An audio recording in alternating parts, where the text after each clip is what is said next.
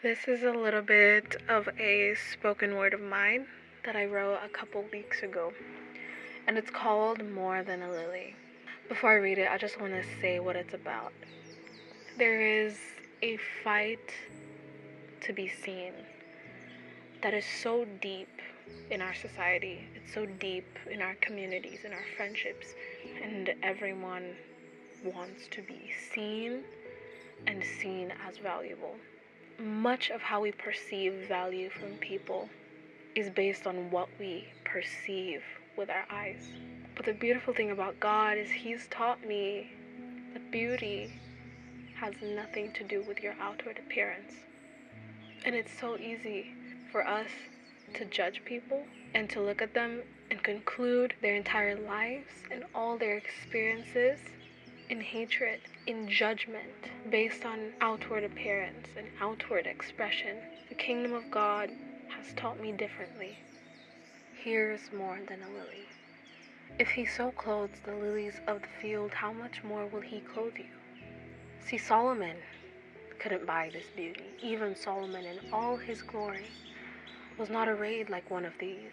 And yet we paint our faces and buy our beauty with diamonds and pearls and chains, but chains of gold are still chains after all. Chained to our image, chained to its expression, chained to their opinions, to their standard of perfection. So we mold ourselves like clay for display, and yet he who reached his hands into the dust of the ground and breathed you into life, an unbroken vessel, now a broken vessel. Look around. Consider this broken vessel. To be mended, we must be crushed, right? But consider the lilies. They neither toil nor spin. They don't purple their petals or twirl to be seen. They don't turn to their neighbor and puff themselves bigger. The Lord clothes them in glory. The Lord makes them beautiful. The Lord clothes us in glory. These broken vessels, we don't have to be crushed and remolded, since he was pierced for our transgressions. He was crushed for our iniquities. The Lord makes us beautiful, so beautiful that if we went into the refiner's fire, skin melted off. Who are we? Who are you? Who are you without your body intact? Your pearly white smile, your big brown eyes, your baby smooth skin, compliments attached to it. Skin now burned, melted off. Who are you? Because we meet and conclude based on outward appearance. You judged me in seconds, minutes, what 19 years has built.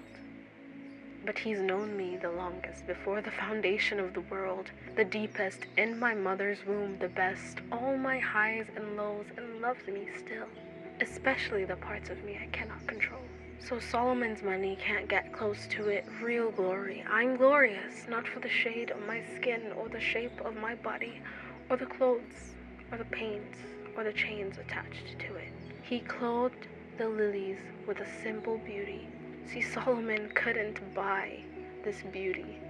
So why are you anxious about clothing? If God so clothes the grass of the field, which today is alive and tomorrow is thrown into the oven, will he not much more clothe you, O you of little faith? He makes us truly beautiful from the inside. See, when his sermon moves from do not worry to do not judge, it's not a coincidence. I am more than a lily, and you are not the judge. God is. Of all things Jesus could have prayed for, he prayed that we may be one, just as he and the Father are one. And when his life was wrapping up, of all the things he could have said, of all the messages he could have told, he told us that the world will know that you are my people by your love for one another. As much as we feel love, love is not just a feeling. Many times love is not a feeling, it's an action. And greater love has no one than this, that someone laid down his life for his friends. And I thank Jesus that he is our greatest love, our first true friend, because he laid down his life for us.